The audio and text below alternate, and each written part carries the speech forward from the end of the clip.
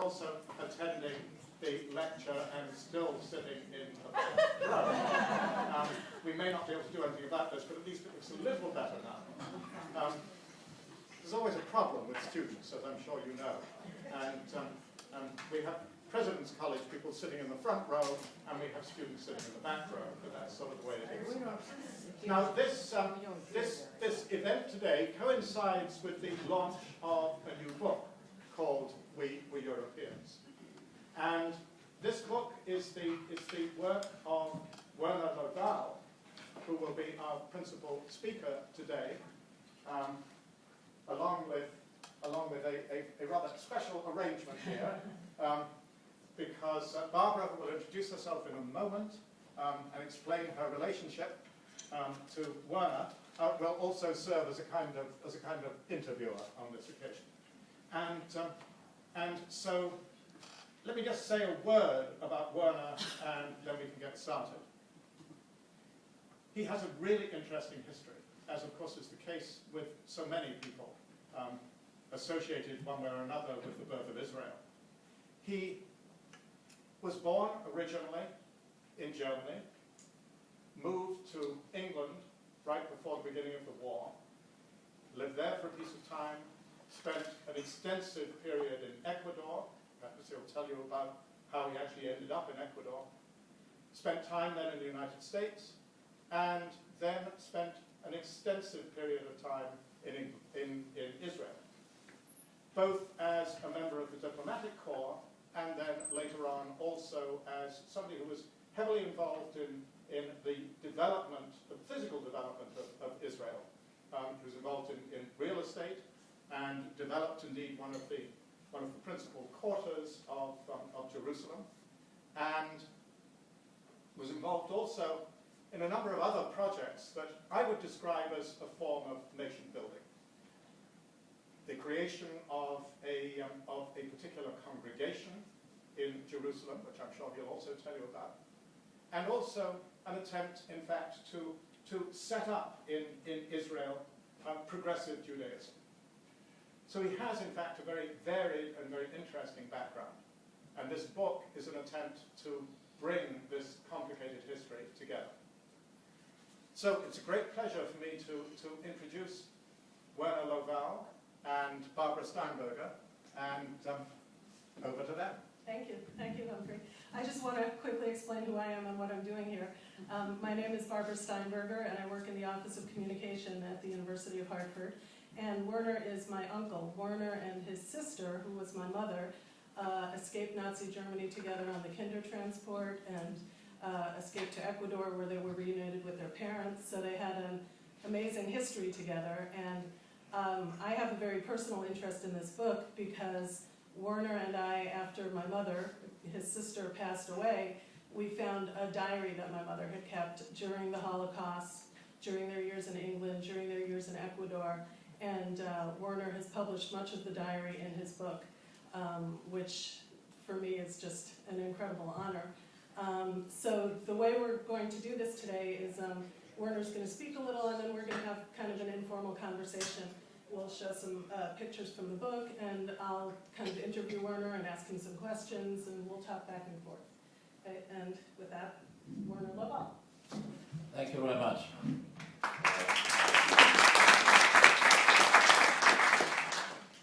Good afternoon. It's a real pleasure, delighted to be here at the University of Hartford. And I'd like to thank the President's College and the Greenberg Center for Judaic Studies for inviting me and making this program possible. You've met my niece, Barbara, who works here at the university. I would also, if I may, like to introduce my wife, Pamela, in the front row. My son, Benny, next to her. And his wife, Madame, where is she? They all came with me from Jerusalem for a book launch we had in New York this week. And on behalf of all of us, I'd like to say Baruchim Abayim, which means welcome in Hebrew. We thank you very much for joining us this Now, as you've heard, and as you will see, the title of the book is We Were Europeans, a personal history of a turbulent century.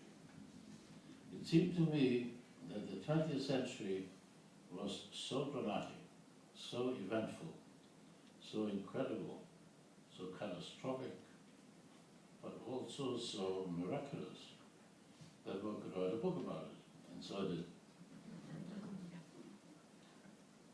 The main reason I wrote this book is so that my 12 grandchildren, all of whom were born in Israel, would learn something about the family's European background. You got a picture of the grandchildren?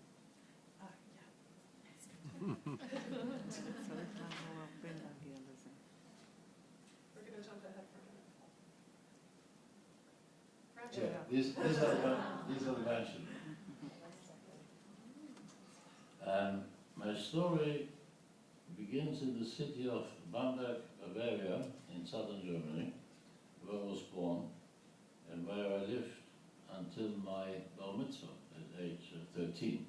And that is the old city of Bamberg. You see the Rathaus, the city hall in the river, and in the frame is the former synagogue, which was built in 1910 and destroyed in the Kristallnacht, the night of broken glass, in November 10, 1938, when the serious and horrible pogroms started.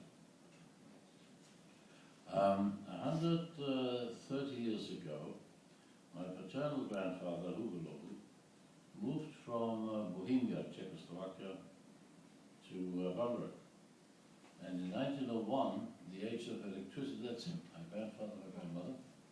1901, the age of electricity arrived in Germany, as in most of Europe, and recognizing this vast potential of this new source of illumination, my grandfather opened up a wholesale business selling electric lamps, flashlights, electric doorbells, and so on. We were fortunate to discover one of his old catalogs. This is from 1913. And you'll see what the first electric product looked like. Now, and this is his three sons. My grandfather's three sons, my father in the middle, his two brothers. If you look carefully, you'll see most of these lamps have boxes. For example, take the one for the bathroom with the toilet roll. There's a box on top. The box is for the batteries, because most people didn't have electricity in their homes yet. So you had to put a battery in order to light the lamps. But these were the beginnings of electricity and electric lights. Business was good, so my grandfather bought a house in Bamberg. On the left you see the house, a picture taken in 1887. You see the house through the arch, and the Arch of Triumph was erected for the visit of the King of Bavaria, who came to Bamberg just then. And there were no cars, of course, in those days. And on the right, you see the same house in 1954, after we had sold it, and they had built a shop on the first floor. My grandparents lived on the ground floor. Go back to the first picture. We lived on the second floor. And it was a nice street, peaceful city, peaceful atmosphere.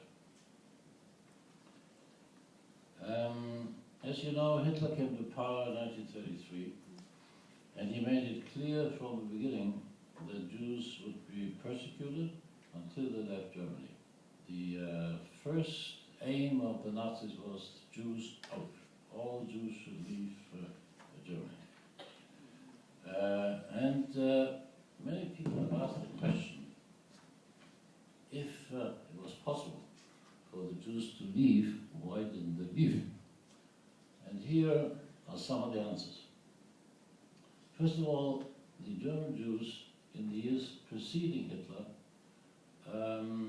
were sure that they saw what was going on in politics. Prime ministers changed almost every year. Governments changed. nobody thought that Hitler would last very long. They gave him a year or two,